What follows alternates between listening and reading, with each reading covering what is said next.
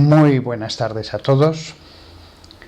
En este octubre del año 2023, cuando se está celebrando en Roma el sínodo sobre la sinodalidad, he recibido tantísimas consultas sobre este sínodo que finalmente he pensado que podía ser de cierta utilidad el dar una charla acerca de él.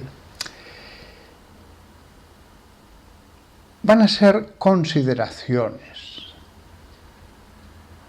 porque podría haber procedido de un modo organizado desde el principio, tratando el tema de los sínodos, pero no, van a ser distintos pensamientos, reflexiones sobre el sínodo de Roma. Creo que va a ser más útil. Cuando veo que hay que ir por orden y explicarlo todo, pues se va por orden y se explica todo. Cuando directamente podemos ir a la síntesis, es mejor ir a la síntesis. Y en este caso, creo que ofrecer en un envase pequeño el perfume, la esencia, es lo mejor. Lo primero de todo, también quiero decir que tengo una charla solo sobre la sinodalidad. La di hace tiempo, yo no sé si un año o dos, es la charla 262 del canal del Padre Fortea. 262. Allí hablo solo de la sinodalidad.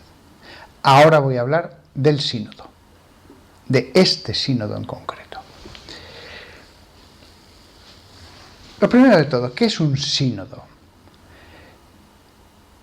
Esto sí que debemos refrescarlo, porque de verdad, cuando oigo a tantos hablar del sínodo, sí, pero ¿qué es un sínodo? Quizás esa es la primera gran cuestión que todos tenemos que tener en mente. Pues la misma explicación que da en la página del Vaticano, la Santa Sede es: un sínodo es un encuentro religioso o asamblea en la que unos obispos reunidos con el Santo Padre tienen la oportunidad de intercambiarse mutuamente información y compartir experiencias con el objetivo común de buscar soluciones pastorales que tengan validez y aplicación universal. ¿Qué es el núcleo de lo que acabo de decir? Una asamblea de obispos. Bien.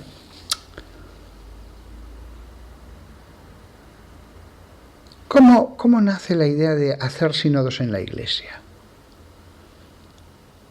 La gran cuestión que mueve a los sínodos es el tema de la fe. También cuestiones de gobierno a veces, pero casi todos los sínodos el centro ha sido cuestiones de fe. También a veces tomar decisiones acerca del gobierno de la Iglesia. Y esto sí que ya entramos en la teología del sínodo, y es muy importante entenderlo. Cuando un fiel, un laico, tenía dudas en el siglo XII o en el siglo IV o en el XVII acerca de un tema de fe, pues iba a su párroco, el pastor, el que estaba instruido, el que su trabajo era profundizar en las Sagradas Escrituras, en la teología, en el magisterio, y le preguntaba. Y los pastores guiaban desde el siglo I, porque es su trabajo. Pastor es el que guía al rebaño. Guiaban hacia la verdad. El párroco es un pastor. Todo sacerdote, incluso aunque no sea párroco, ejerce ese pastoreo. Está ínsito en el mismo sacerdocio. Pero a veces podía suceder que un párroco me dice esto y otro párroco me dice esto otro. Esto pasa hoy día. Podemos encontrar en lugares del mundo donde un párroco te dice, esto no es pecado, y otro te dice, sí que es pecado. Esto lo puedes hacer, y el otro te dice, no puedes hacerlo. Uno dice, no puedes comulgar, otro dice, sí puedes comulgar. No cabe la menor duda. Hay ahora mismo, en este momento de la historia, una cierta pugna entre elementos más tradicionales y elementos más progresistas. Vamos a llamarlo así. No serían quizás los términos más adecuados, pero nos vamos a entender si usamos esos términos. Si un párroco me dice una cosa y otro párroco me dice otra,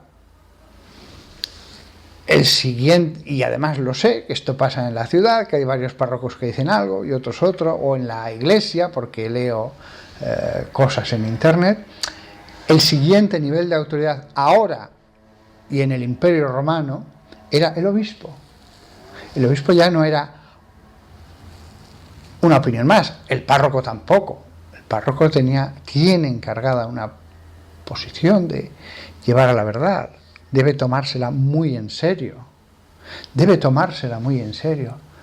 Cuando alguien dice mi opinión, bueno, bien, pero en temas de fe hay que tener clara la fe. Después se puede dar la opinión en cuestiones opinables, pero no en lo que ya está decidido por los concilios universales, por la Sagrada Escritura, donde hay un coro de los santos padres unánime, o casi.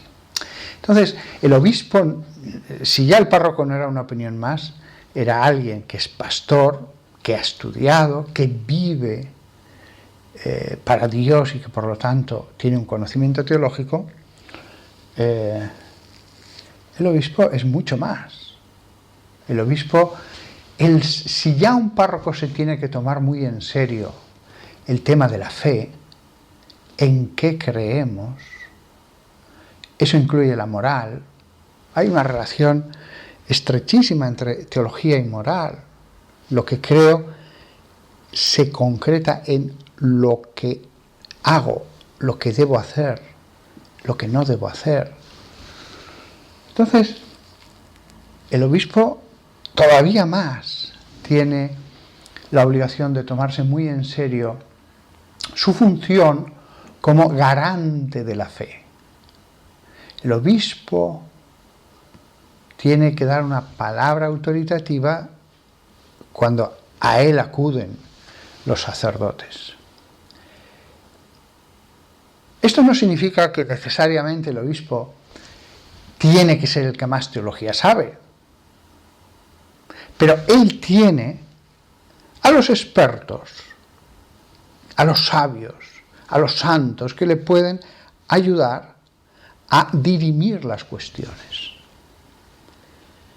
Con lo cual, cuando se plantea una cuestión teológica, él puede tomarse su tiempo para pensarlo y decir, mirad, esta es mi respuesta. En el fondo está ejerciendo una función como los jueces en el libro de Jueces. Había levitas, pero había lo que se llamaban los jueces. El obispo, él sí que tiene la obligación de ser garante de la fe en un grado como nadie en la diócesis. Normalmente el párroco va a decir lo que es la fe de la Iglesia, es su trabajo. Pero puede fallar, puede fallar. Más difícil es que falle un obispo.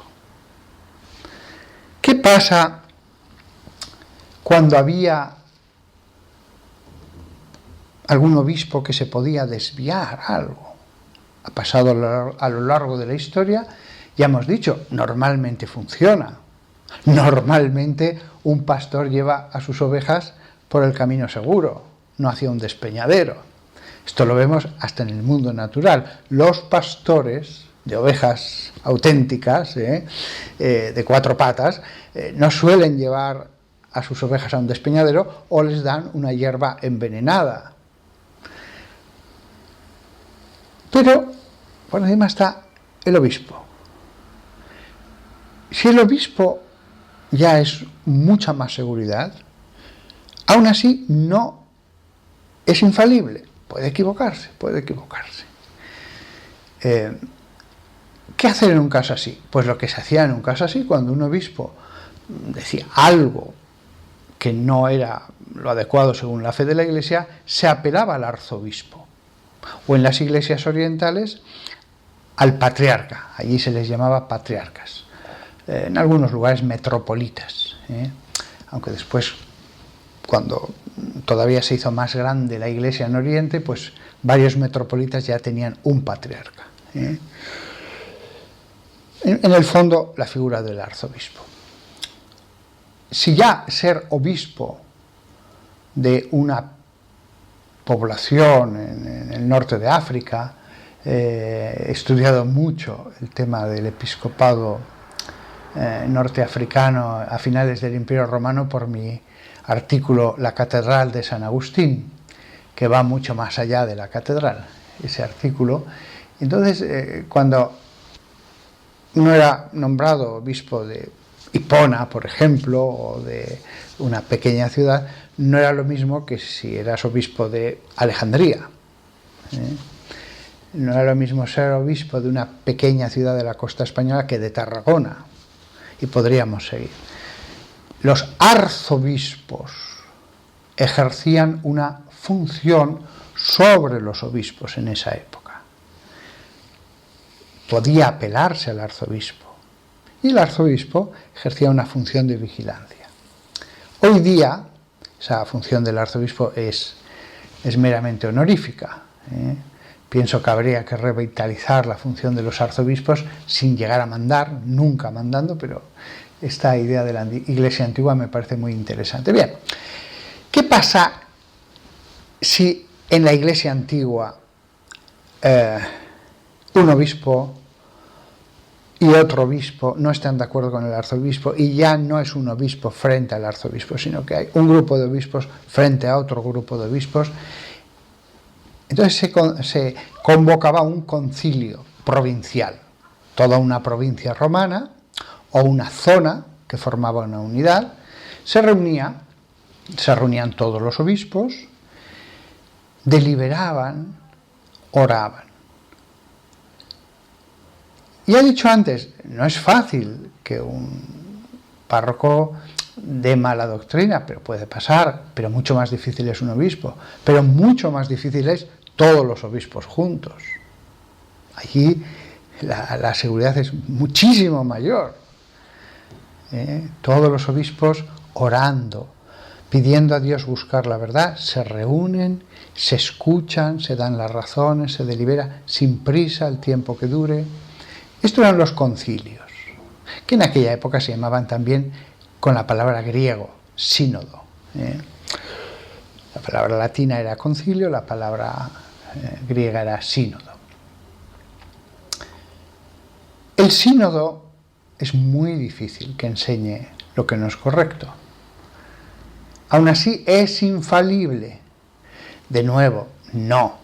Un sínodo provincial del norte de África o un sínodo provincial en Francia podía equivocarse. Podía haber elementos de error en el modo en que expresaban la fe. Cuando ya en la Iglesia universal había disensiones más fuertes, de fieles, sacerdotes, obispos, es cuando se convocaba un concilio universal. Todos los obispos que podáis, las distancias eran tremendas, que queráis, tampoco se les obligaba, venid aquí, reunámonos y oremos. Y hubo concilios en Constantinopla, concilios en distintos lugares del mundo antiguo y después de la Edad Media. Los concilios universales llegan hasta ahora. El último fue el Concilio Vaticano II, una tradición continua. Allí sí que Dios ha determinado que el Concilio Universal, en unión con Pedro, con el sucesor de Pedro, es infalible. Si vamos subiendo de grado en seguridad, en fiabilidad, ya no hay nada por encima de esto. todos los obispos juntos en unión con el Santo Padre, siempre la Iglesia ha dicho, lo que digan que es de fe, es de fe. No hay más autoridad sobre la tierra. Tienen la asistencia del Espíritu Santo. Por eso los dogmas que ellos han determinado son vinculantes. La Iglesia cree esto, ha de creer esto. Si os fijáis, estamos hablando de una jerarquía de autoridad. Tenía que haber un límite máximo en el que Dios dijera, esto es de fe, porque si no, nunca sabríamos si nos hemos equivocado. ¿Quién nos diría si nos hemos desviado? Entonces tenía que haber una jerarquía última. Pero estamos hablando de una jerarquía de autoridad que tiene además un fundamento humano. Y esto puede sonar un poco raro que lo diga. El párroco, el obispo, el arzobispo, el concilio provincial, el concilio universal. Humanamente, cada vez es más seguro el dictamen. Lo mismo que en Cristo se une lo humano y lo divino, lo mismo que en la acción de la gracia no se desprecia lo humano, lo natural. Esto es válido para los sínodos, para los concilios. Es válido. La gracia actúa en la naturaleza. A través de la naturaleza, la gracia obra. Eso lo vemos en la misma oración, cuando la gracia viene a nuestra mente. La imaginación, o la memoria, o la cogitativa, la gracia que actúa en la voluntad. Lo mismo pasa en los concilios. Esto nos lleva a una teología de los concilios, que después vale para los sínodos. Es decir, esto no es una fórmula mágica.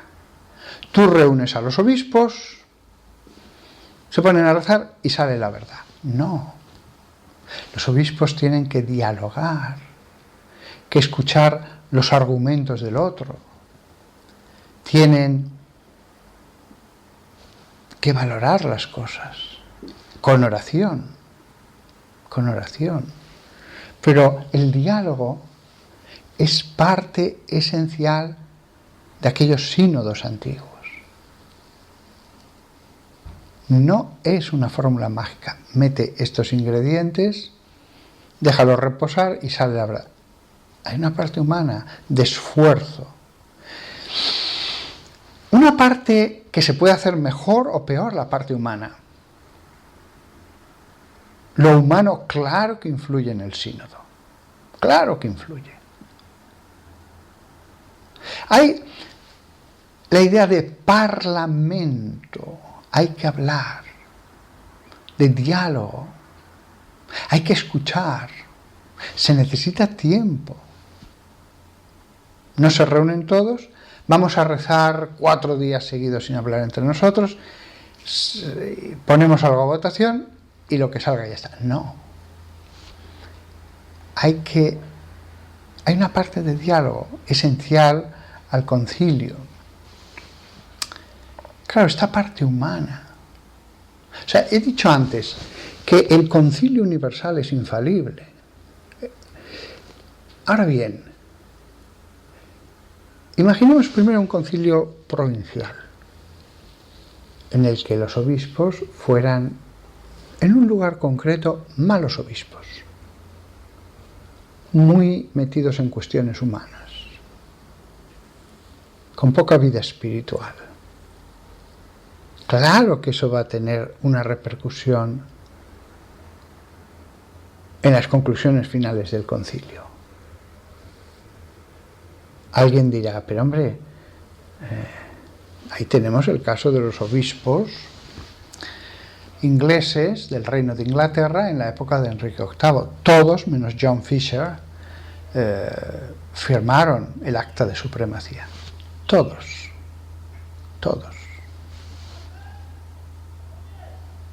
Pero el episcopado inglés, en ese momento histórico concreto, era un episcopado mundano, un episcopado que solo se preocupaba de las cosas materiales. No fue casual el que Inglaterra cayera en el cisma. Todos vamos además con nuestros prejuicios históricos. ¿Es esto indiferente a la hora de votar? Dios va a actuar. Dios actúa incluso en un concilio provincial. No es que Dios diga, solo voy a inspirar, a ayudar, a estar presente en medio de vosotros que os habéis reunido en mi nombre, solo en el concilio universal. No, no, Dios está presente. Cuando dos o más se reúnan en mi nombre, cuánto más en un concilio provincial. Esto vale para el Sínodo de Roma, que se está celebrando ahora, en el 2023. ¿Está presente Dios? Sí, sí. ¿Les inspira? Sí. ¿Hay que hablar, hay que escuchar? Sí. ¿Se requiere tiempo? Sí. Es un trabajo el concilio. Es un trabajo. Pero no es indiferente con qué bagaje de prejuicios vayan los integrantes. Muchos de los que me habéis empezado a escuchar habréis pensado, va a hablar del sínodo, menos mal, tiene que darles una buena paliza a los progresistas. No, no, estoy hablando del sínodo en general, de la teología del sínodo, de la teología de la escucha combinada con la acción de la gracia, del trabajo humano en el que los participantes tienen sus prejuicios, unido a una inspiración de Dios, unido a la necesidad de una autoridad que nos diga en qué debemos creer, hacia dónde tenemos que ir, cómo debemos obrar. Antes he dicho, está muy unida la teología al obrar, la moral. También el gobierno de la Iglesia va a estar influido por lo que pensamos de la Iglesia. Ya no el obrar de cada uno, de cada persona, si me es lícito esto, me es lícito lo otro. ¿Hacia dónde va la Iglesia? ¿Qué dirección imprimo a este barco? El Vaticano II, sin ninguna duda, imprimió una dirección. Trento imprimió una dirección. Aquí me han contado, una intervención que hubo en el sínodo actual del 2023. Ojo, el sínodo romano no es un concilio universal, pero la teología del concilio se aplica a ese sínodo romano. Hay representantes de todo el mundo. No es un concilio universal, técnicamente, pero de hecho van obispos de todo el mundo. No estamos obligados por fe a creer lo que diga un concilio, pero claro, es la decisión de obispos de todo el mundo, de todas las tendencias, espiritualidades progresistas, tradicionales, de todo, con el Espíritu Santo actuando. No es un concilio universal, pero se le acerca mucho.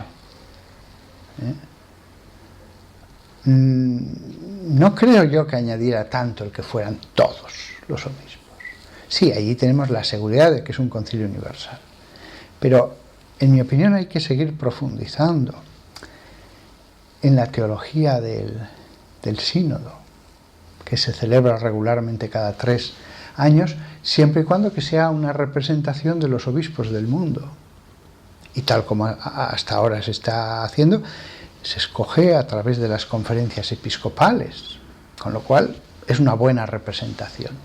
No, esta charla no está pensada para dar una paliza, como algunos de un modo agresivo enfrentan esta situación, a los del campo contrario. Los sínodos no están para dar una paliza. Los sínodos no están para abochornar, vencer. No, no. El diálogo, la escucha, la acción del Espíritu Santo. Ahora bien. Iba a decir, he escuchado el testimonio de una mujer casada con un musulmán. He escuchado porque me lo han contado, yo no estaba allí, que contó su testimonio de vida con un musulmán en uno de los grupos de trabajo y hablaba maravillas de su marido musulmán. Incluso pues estaba pensando que como él era más espiritual y mejor, pues que así creo recordar que me dijeron que dejaría que fuera su marido el que les enseñara la fe, aunque esta iba a ser la musulmana, pero que ella no tenía ningún problema con eso. Claro, aquí tenemos una persona que piensa con este pensamiento actual de nuestra época, moderno, de que en el fondo lo que importa es el amor y ya está. Tú ama y ya está. Claro, pero la fe cristiana tiene un contenido. Hay una verdad que hemos recibido. Hay una verdad que hemos recibido. Jesús enseñó. Por eso tenemos el Evangelio, en el que se van desgranando una enseñanza, otra, que constituye una teología. Hay un contenido de verdad. Esta mujer que ama mucho a su marido, insisto, tal cual me han contado, lo que ella dijo en esa mesa, o en esa intervención, no sé si fue más amplia en el sínodo, ahora no lo sé. La verdad no le importa tanto. La verdad no le importa tanto. Lo que importa es el amor, el sentimiento. Está muy bien el amor y los sentimientos buenos también, pero hay una verdad. Y un sínodo no se reúne para hacer un ramillete de sentimientos. No se reúne para hacer una poesía. Hay un contenido de verdad que a veces hay que aclarar, reafirmar, exponer de acuerdo a las circunstancias. El mismo contenido, en el mismo sentido. No hay ningún sínodo fundante. La fe es un tesoro que transmitimos, que recibimos y se transmite. Cuando yo le enseño lo que es el cristianismo a alguien, le enseño en esencia lo mismo que transmitía San Ireneo de Lyon, o San Atanasio, o San Jerónimo, o un santo medieval. Esta mujer, sin embargo, a la cual yo no juzgo nada, transmitía algo que en el fondo era un error. Todo da lo mismo. Alguien decía, qué maravilloso que en una mesa esté un cardenal escuchando a una mujer y allí todos alrededor de una mesa, porque están divididos por mesas en los equipos de trabajo, están divididos por mesa y en una mesa pues hay un cardenal, una mujer, dos obispos, un sacerdote. Qué maravilla el que... Ya, pero a lo mejor están escuchando a esa mujer, un gran sabio cardenal que ha dedicado toda su vida al estudio de la palabra de Dios, de la verdad teológica, y es una pérdida de tiempo. No tiene nada que aportar. Alguien dirá, bueno, así escucha lo que hay en la calle. Perdón, para escuchar lo que hay en la calle. Ya estoy todo el día en la calle. No vivo en una burbuja.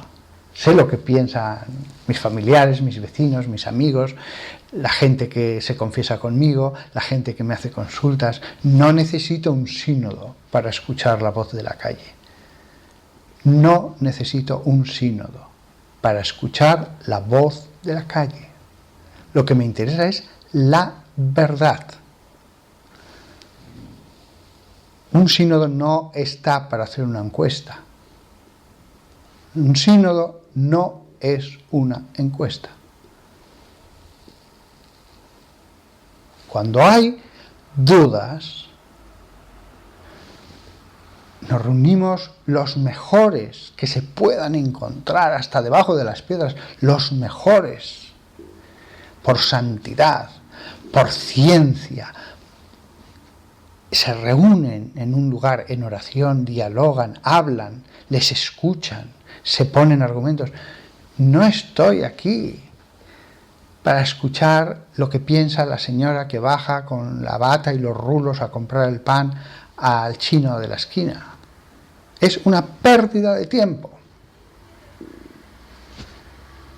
Ustedes, los progresistas, escojan a los grandes teólogos que tengan, a los mejores. Nosotros escogeremos a los mejores. Vamos a escuchar a unos y a otros, vamos a debatir, pero lo otro no es un sínodo. El problema no es una señora. El problema es si hay 100 señoras así. Perdón, pueden ser señoras o señores, Pueden ser curas o religiosos. No estoy diciendo que lo que diga esta señora es malo por ser una laica que va a buscar el pan. No. Lo que juzgo es su conocimiento teológico, su capacidad para entrar en ese diálogo. De las personas que yo más he admirado y admiro en la vida, varias son mujeres sin carrera eclesiástica, a las que escucho, no con atención, con reverencia, con devoción, porque sí que me tienen que aportar. Pero están escogidas. Después de todas las personas que han pasado en mi vida, hasta les consulto yo. Y no es una, son mujeres que escucho la voz de Dios, la voz del Espíritu, del celo. Hay otras personas que llegan a la parroquia y se ponen a hablar y dices, no puedo más, llevo ya escuchándola media hora y no para y no saco nada. A esta no le voy a consultar. Tampoco puedo convencerla de nada, está cerrada, viene a darme su discurso.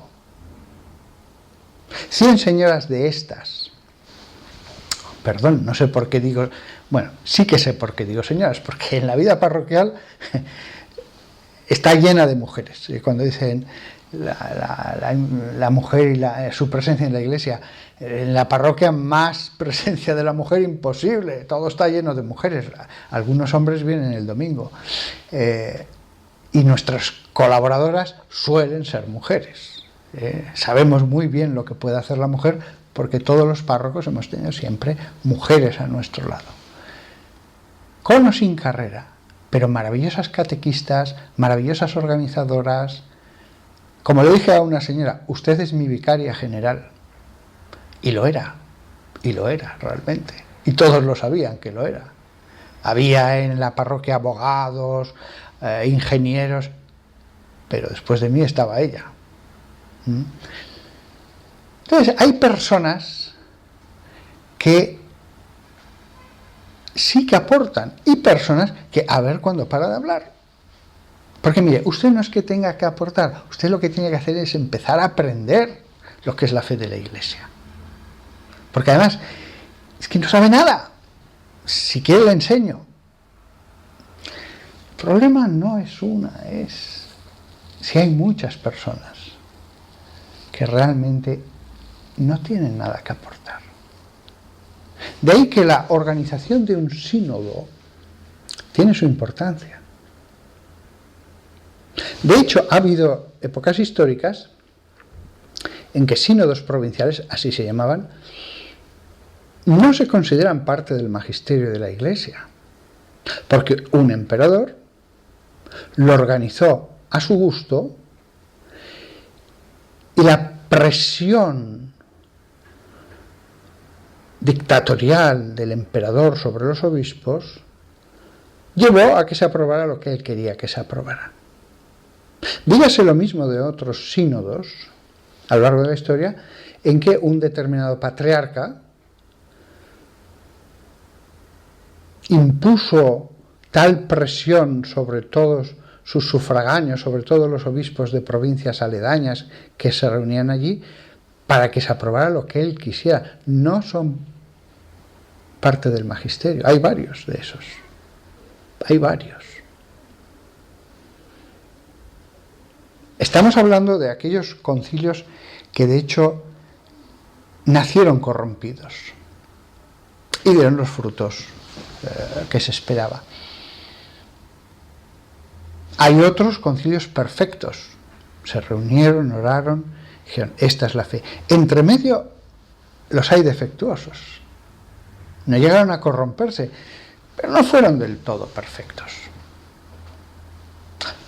Por ejemplo, el Vaticano II, en las cuestiones organizativas previas, la Curia Romana tenía preparados ya todos los documentos de trabajo y lo que se trataba era de discutir detalles. Y sobre todo los padres conciliares centroeuropeos dijeron no, nada de estos documentos. Llegamos y empezamos a discutir de cero. Protestaron muchísimo los prefectos de las distintas congregaciones, pero el Papa dijo, tienen razón, que lleguen, hablamos entre todos y vemos qué piensa el episcopado mundial. Ellos ya querían hacer desde la Curia Romana un concilio en el que no había ninguna sorpresa, ya imprimían una dirección muy rígida, muy rígida. Importa la organización del concilio. Alguien estará pensando, ¿esto lo dice por el concilio actual? No, porque realmente podemos discutir si algunos nombramientos sean los más adecuados o no. Pero en general, la inmensa mayoría de los que están reunidos en el sínodo romano actual son los que han escogido las conferencias episcopales. Con lo cual hay una representación, lo que he dicho antes, de todas las espiritualidades tradicionales y progresistas, todas las teologías están representadas allí. ¿Tengo miedo a lo que salga del concilio? No. Del sínodo actual, no. Estoy seguro de que lo que saldrá será bueno. ¿Por qué? Por la razón que acabo de decir. Son obispos reunidos en oración. Podemos discutir algunos laicos, si eran los más adecuados. Hay laicos, yo los conozco, son muy buenos. ¿Pero eran realmente los más adecuados? Es discutible. Pero podría ahora ir diciendo nombres y son todos muy dignos. Conozco solo este caso de esta señora, que además lo que tengo es una versión oral. Pero sí, también conozco el caso de algún sacerdote. Bien, muy buenos sentimientos, tal, pero tampoco más allá. Cuando hay otros que son oro puro. Cuando hay otros, incluso desde el lado progresista, que sí que tengo interés en escucharlo. No me venga ahora con tópicos ni lugares comunes. Por favor, le voy a escuchar a usted, porque yo recuerdo desde la teología feminista, incluso la teología negra, hay una teología negra, sobre todo en el ámbito protestante y tal. Bueno, he querido escuchar a los mejores representantes de cada movimiento. Hay gente que puede aportar. Hay gente que a ver cuándo acaba de hablar, porque no tiene peso. Esto es como una película. Vamos a ver, yo soy muy cinéfilo. A veces sale una película sobre tema religioso y es una gran superproducción y es muy buena. Ya vas a ver, sí. Porque mira, aunque sea contra la Iglesia, quiero ver una gran película. Vale, contra la Iglesia, pero quiero ver una gran película. Vale, usted es un teólogo progresista. Yo pienso de otra manera, pero le quiero escuchar, a ver qué hay de verdad en lo que usted dice. Tengo interés por escuchar sus razonamientos, sus argumentos, su visión. Pero otros no tienen nada que aportar más que sentimientos, vivencias personales y 8 o 5 lugares comunes que sí, están muy bien, pero hay que darles forma a eso. Lo que importa es eso. Se han reunido para eso. ¿Vale? ¿En qué se concreta esto? Y al final la gran pregunta, ¿esto es lícito, sí o no? Punto. ¿Podemos ordenar mujeres, sí o no? Punto. Y podría seguir así con la larga lista. Pero un concilio no es fundante. Hay que escuchar a los padres de la Iglesia, por supuesto, primero de todo a la Sagrada Escritura, al magisterio. No es fundante. No hay una revolución. La Revolución Francesa, todo se puso boca abajo. Eso no puede pasar en algo que es ante todo una transmisión.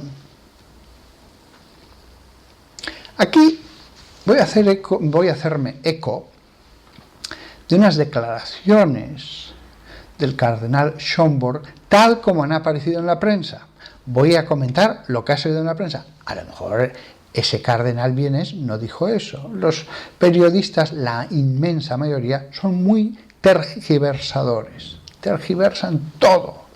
Incluso alguno he conocido que que cambiaba las cosas queriendo. Porque como él me decía, hay que dar un poco de alegría a un titular. Bien,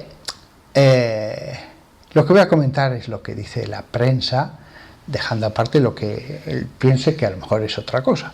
Pero lo que ha dicho la prensa es, leo, Schönborn asegura que es responsabilidad exclusiva del Papa cambiar la doctrina sobre las relaciones homosexuales. No, no es verdad eso. Lo repito, Schönborn asegura que es responsabilidad exclusiva del Papa cambiar la doctrina sobre las relaciones homosexuales. Eso no es verdad. No creo que lo haya dicho el cardenal Schönborn. ¿Por qué? Lo que está bien o lo que está mal no depende de lo que decida una sola persona, ni siquiera el Papa. Si es un mensaje de la Sagrada Escritura algo, realmente no lo puede cambiar ningún concilio. Nosotros no podemos cambiar la fe. Nos reunimos para dialogar, para escuchar argumentos, para ver qué hay de verdad en lo que me está diciendo el otro. No podemos cambiar el tesoro de la fe. Me dirán, pero es moral. Hay una relación íntima, directa entre lo uno y lo otro. Pongo un ejemplo. Si la Iglesia ha enseñado a través de todas las épocas, en todas partes, que algo es ilícito, si se ha dicho siempre, no lo puedes hacer, forma parte de la enseñanza de la Escritura, de lo que hemos recibido. Se han equivocado todos, en todos los tiempos, en todas partes. La Iglesia ha estado enseñando como verdad lo que es falsedad. Una cuestión universal, mantenida como algo obligatorio, nos lleva a la cuestión de la infalibilidad de la Iglesia. Entonces no es que el Papa, repito el titular, Schönborn asegura que es responsabilidad exclusiva del Papa cambiar la doctrina sobre las relaciones homosexuales. No, el Papa tiene que profundizar en la enseñanza de la palabra de Dios, de los santos padres, de profundizar. Podrá expresarlo de un modo o de otro, pero el tesoro de la fe no se cambia.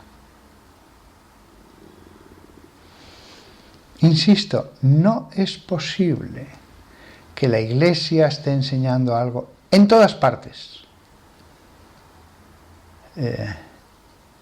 y después resulta, y en todas las épocas, que no era verdad.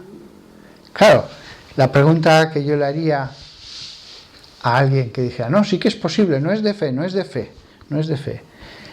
Yo le diría, bueno, entonces la Iglesia lleva enseñando el valor de la castidad durante 20 siglos, a lo mejor nos hemos equivocado, a lo mejor era cuanta más lujuria mejor.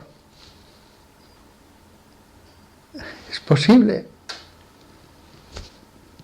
Claro, tanto de lo que he dicho antes como de esto último, vamos leyendo las Escrituras y vamos viendo que el mensaje de Jesús es un mensaje de sacrificio, de renuncia, de preeminencia del espíritu, contra la gula, contra el exceso del beber, pero además de renuncia, de sacrificio, de inmolación. Hay versiones del cristianismo que, claro, pero entonces, ¿qué sentido tiene una monja contemplativa de clausura que se encierra en un Carmelo o en una cartuja para toda la vida? Hay visiones del cristianismo que digo, pero entonces, ¿qué sentido tiene la cruz de Cristo? 40 días en el desierto, una vida célibe, pobre, sacrificada hasta la muerte. Claro, hay teologías que anulan la cruz de Cristo. Schomburg, en ese mismo artículo, decía al periodista, subrayó que la doctrina de la Iglesia es inmutable, pero la comprensión y la presentación de la fe evolucionan, dice, y se profundizan. Vamos a ver, una cosa es profundizar y otra cosa es cambiarla. Es muy distinto. Una cosa es profundizar y otra cambiarla. Al final llegamos a la gran cuestión. ¿Esto es lícito o esto no es lícito? Porque el sínodo actual, en el fondo, es eso.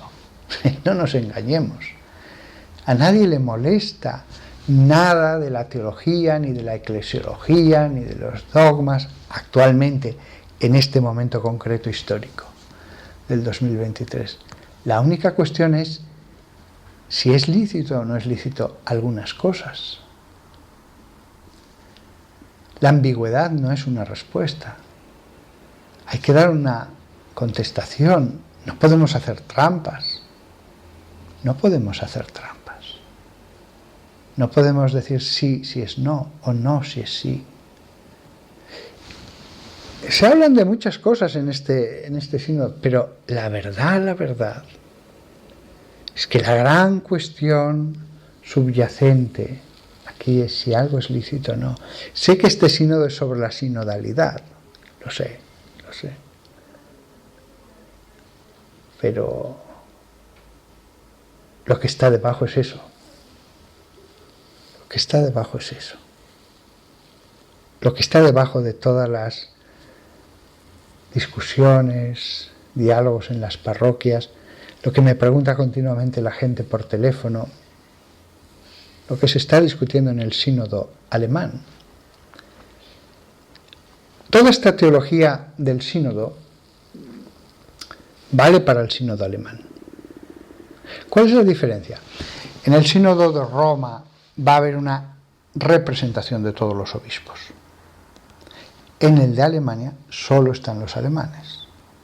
Y ya hemos dicho que el factor organizativo es importante. Y ya hemos dicho, como en el caso del episcopado inglés en la época de Enrique VIII, que la vida moral de los integrantes no era un asunto sin importancia a la hora de dialogar, votar. El sínodo alemán fácilmente acabará fácilmente acabará, no. Seguro que acabará. Lo voy a decir con un refrán. De estos mimbres, estas cestas. No, creo que era algo distinto. El refrán. De estos mimbres, estas cestas.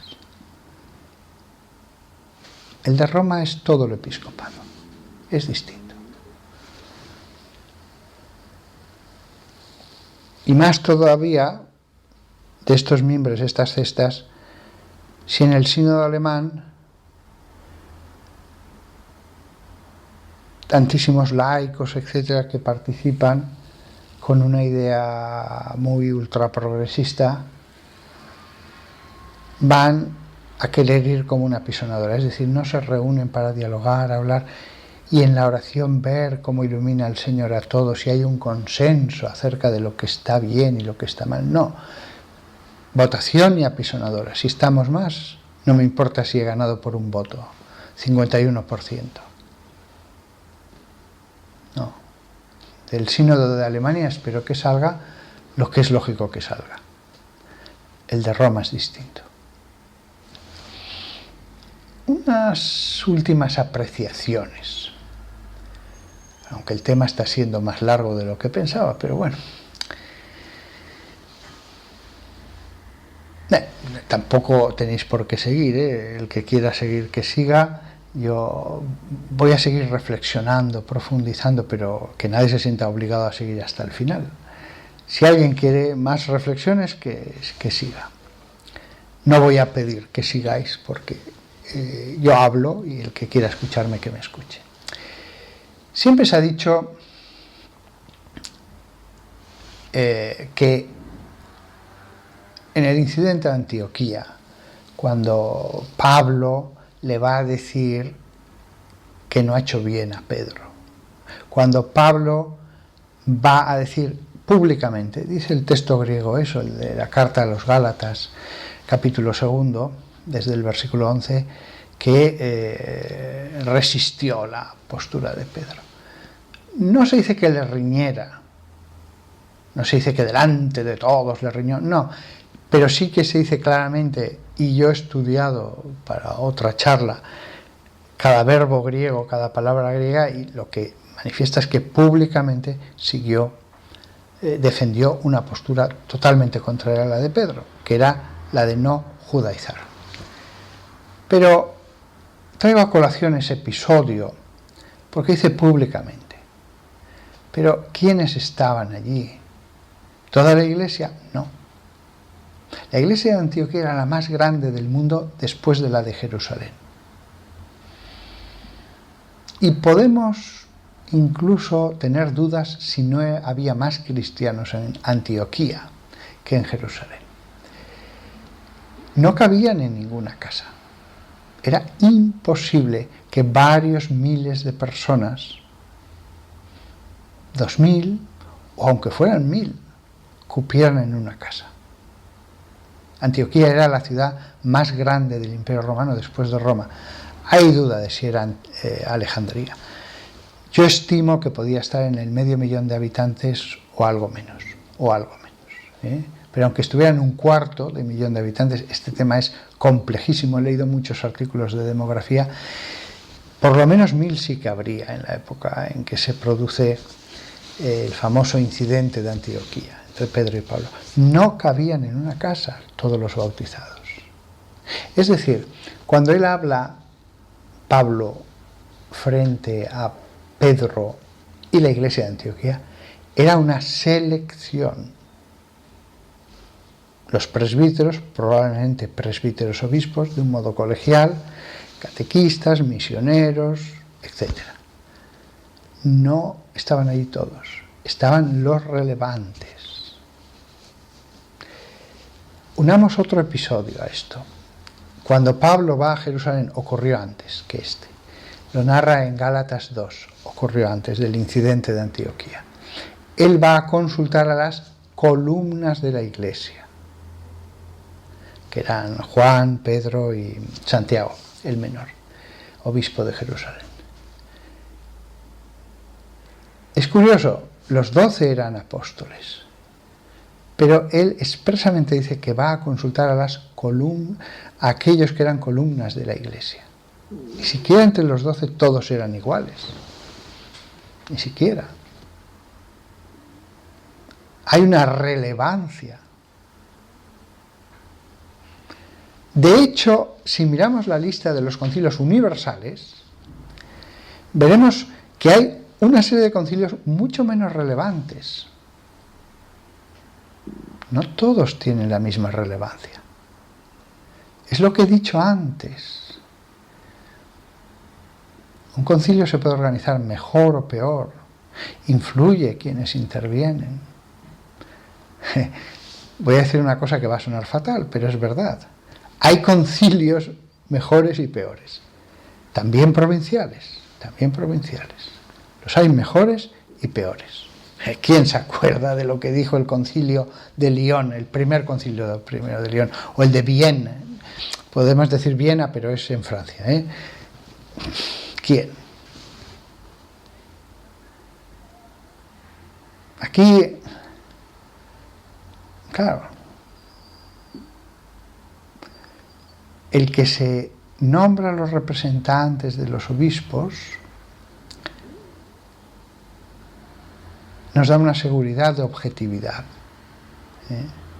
Los guardianes de la fe, los sucesores de los apóstoles. Entonces, ¿es mejor un concilio si no van laicos y tal? No. Pero no todos los laicos y los sacerdotes y los religiosos van a tener la misma relevancia. No todos ellos tienen algo que decir valioso. Perdón, ni siquiera todos los obispos. Lo siento, pero es así. Entonces, el tema organizativo es importante. Importante. Ojo, no estoy haciendo ninguna crítica al sínodo que se está celebrando ahora. Solo estoy reflexionando en voz alta acerca de todos los concilios y sínodos que ha habido en la historia y que habrá.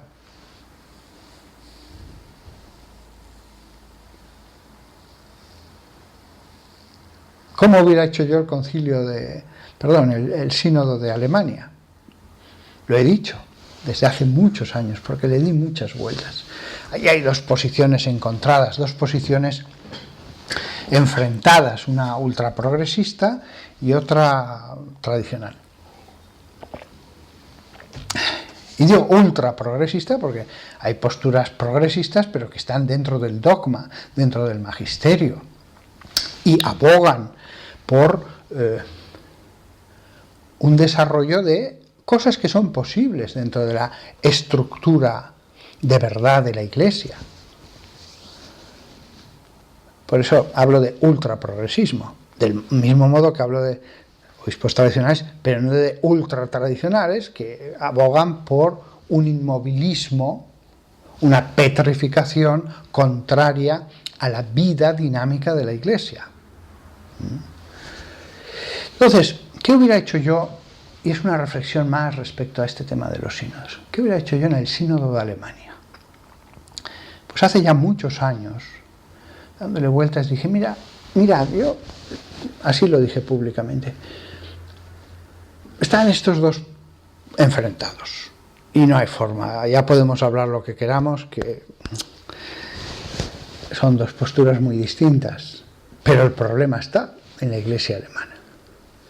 Pues en vez de juntar a 100, 200, 300 personas y seguir con un diálogo de sordos en que no se escuchan,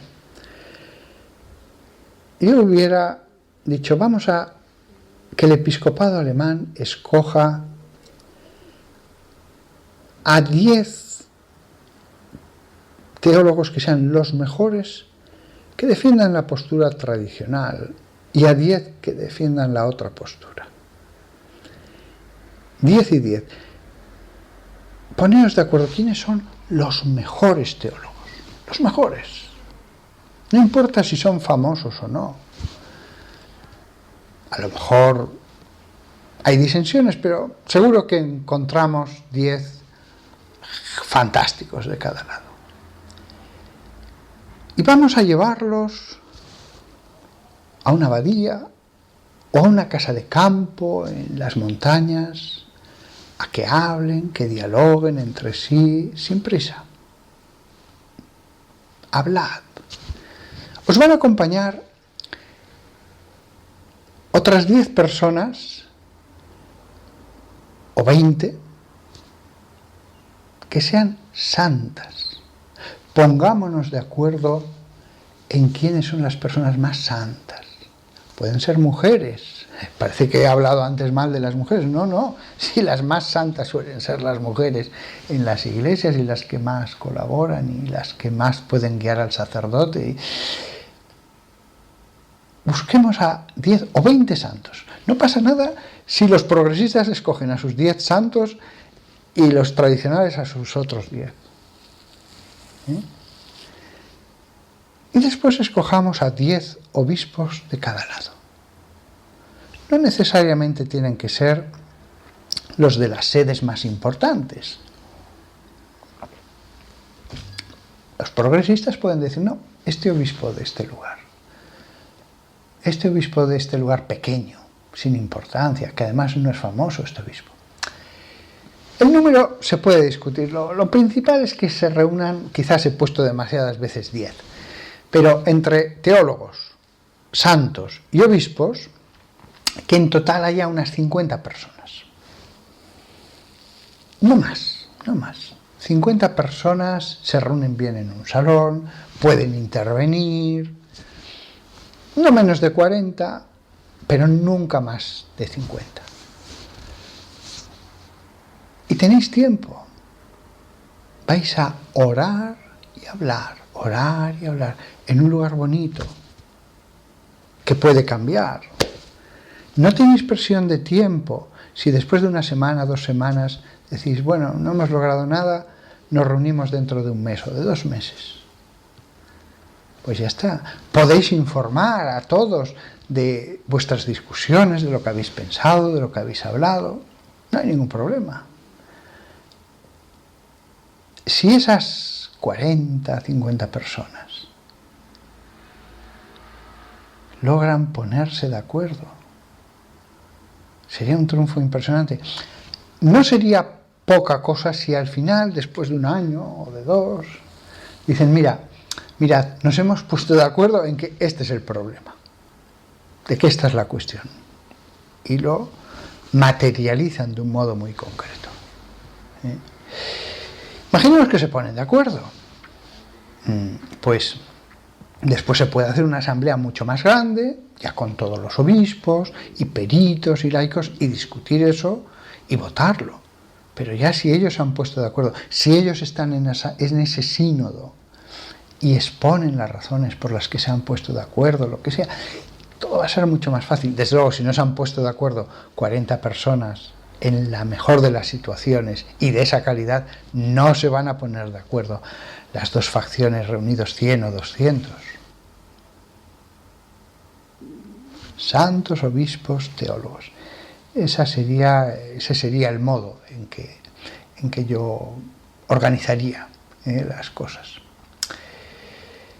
Bien.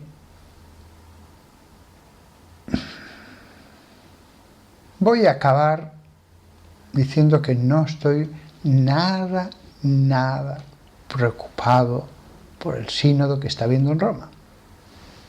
No así por el sínodo alemán, que es una confrontación entre dos locomotoras sin solución, más que el choque.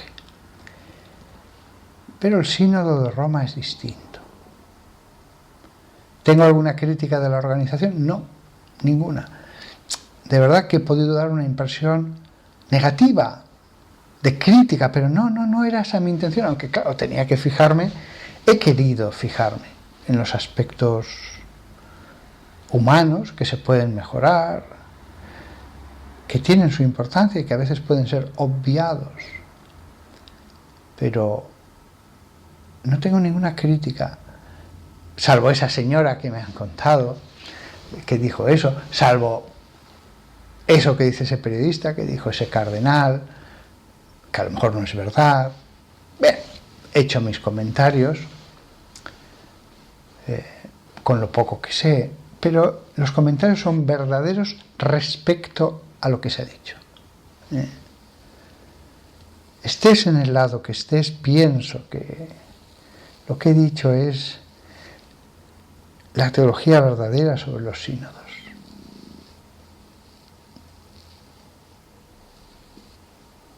Veamos las cosas con optimismo, no con preocupación, no empecemos a criticar y criticar.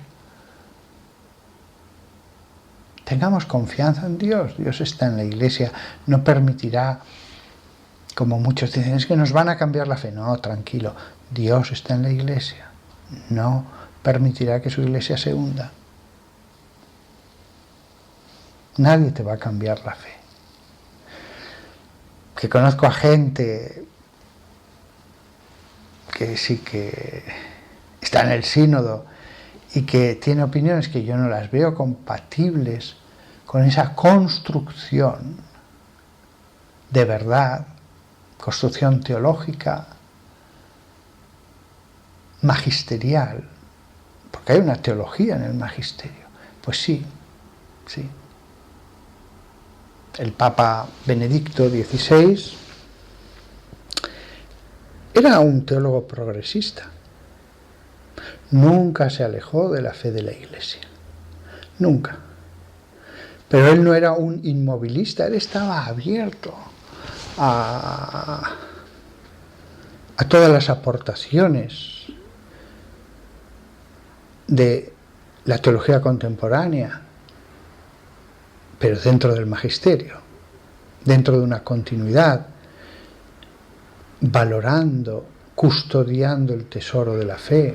Cuando a veces, ayer me lo preguntaron, ayer comí con 2 sacerdotes, venían a Madrid y me invitaron a comer, y me dijeron, padre, hay una cosa que no nos queda clara, ¿es usted progresista?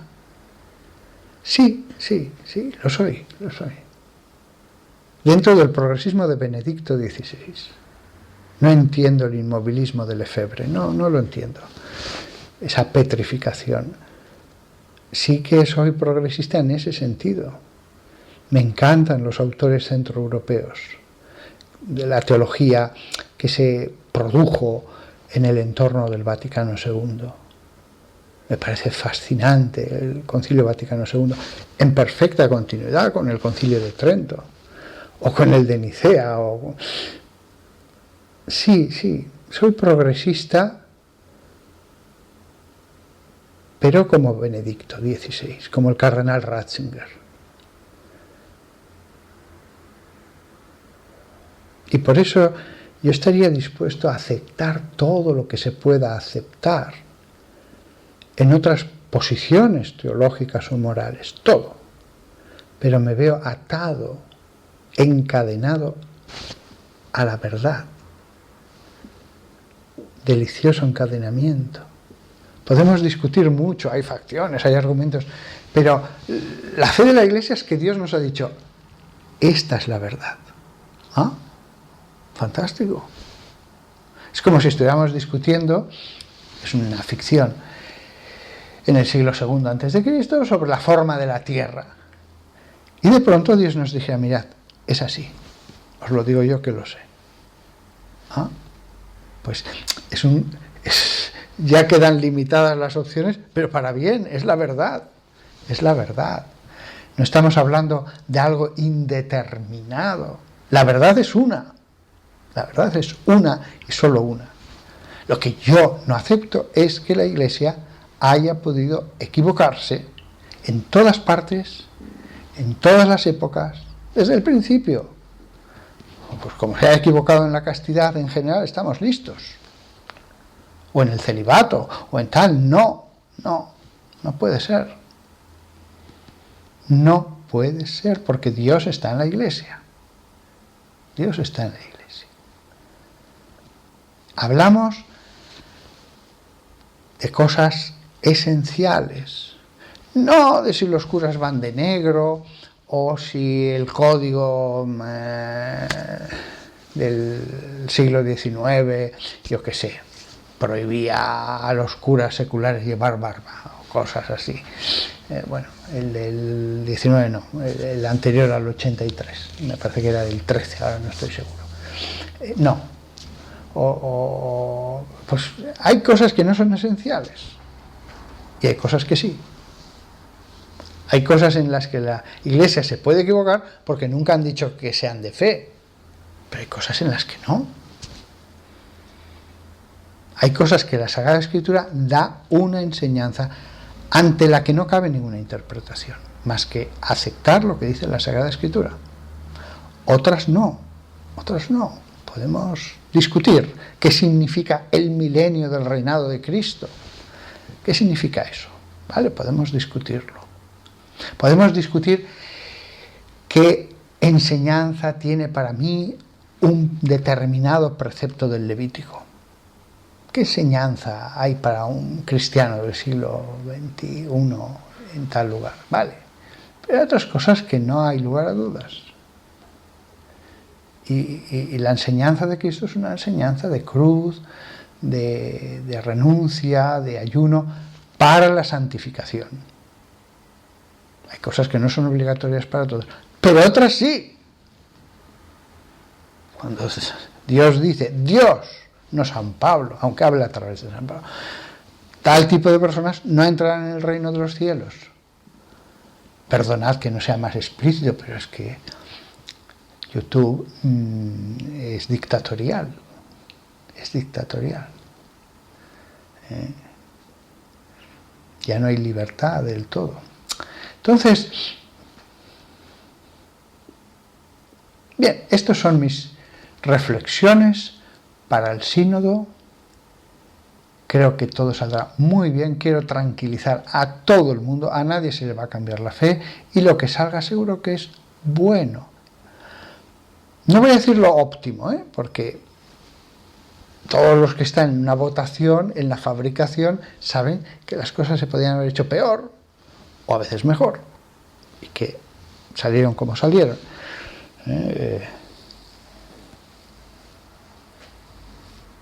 Pero tengamos fe en la Iglesia y paz, y paz, y paz. Un sínodo sobre la sinodalidad, cosa que me encanta, la sinodalidad, insisto, hice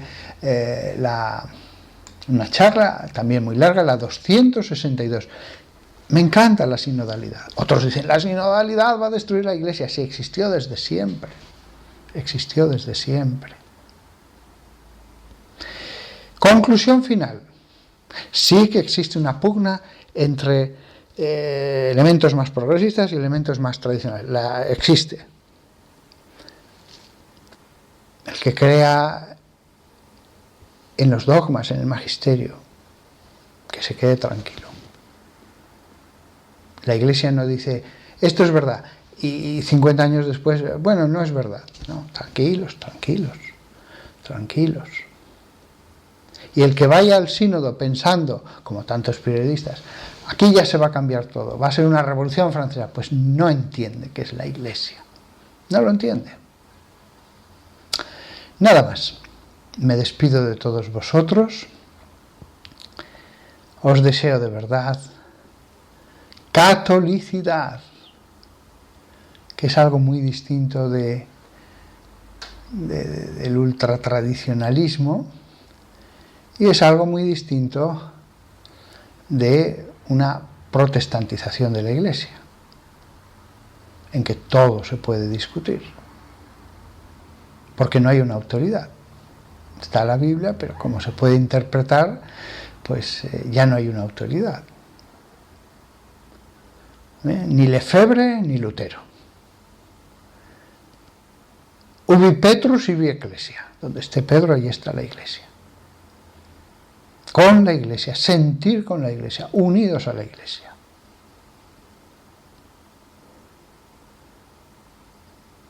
Como cuando decimos el credo, creo en la Iglesia, que es una santa, católica y apostólica.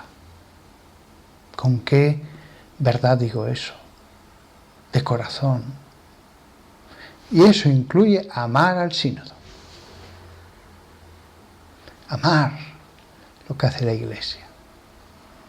Esto, el sínodo que hay ahora, no es una cosa de unos cuantos, es la Iglesia, es la Iglesia. Después, es verdad, puede haber grandes expertos que digan, hombre, esto se podía haber hecho mejor, se podía haber organizado mejor. Todo lo humano, todo, hasta el Vaticano II, que me parece el mejor de los concilios, hasta ese podía haber sido hecho mejor. Todo en la vida se puede hacer mejor. Hasta la sotana que llevo, que me la hizo una señora romana, ortodoxa, se ha dicho de paso, pues bueno, cometió ciertos pequeños defectos en esta sotana, que no voy ahora a enumerar, pero que son patentes cuando se me ve al natural. Pero bueno, por 60 euros tampoco le podía pedir mucho, aunque tuve que poner yo la tela y traérsela, y los botones tuvieron que ponérmelos en una mercería, son de esos que hacen clac, presilla, bueno, de los que hacen clac. Todo lo humano pues tiene ese aspecto. Por eso no critiquemos ni al Papa, ni al obispo que tienes en la diócesis, ni al colegio episcopal. Si no os hacéis como niños, no entraréis en el reino de los cielos. Y les deseo lo mejor a los progresistas, que todo lo que se pueda hacer y que les haga felices, pues les deseo lo mejor, que sean felices en la Iglesia. Y también a los más ultratradicionales, que estén en la Iglesia, que se aquieten y que vivan felices en la Iglesia, aunque sea desde posiciones un poquito más rígidas. Dios está en la Iglesia. Yo estaré con vosotros hasta el fin del mundo. Si alguno ha llegado hasta el final de esta charla, 1 hora y 17 minutos, yo tendría casi que darle una medalla, porque es una charla sin chistes, sin bromas, sin experiencias personales, sin historietas. Y yo digo, ¿cuántos seguirán? Después miré el contador, pero me decía hoy un cura que me ha llamado, sus charlas son largas. Decía, no, largas no, larguísimas, larguísimas. Pero creo que esto merecía este análisis. Por lo menos a alguno le hará bien. Que os vaya muy bien. Iba a decir hasta el próximo sínodo. Hasta pronto.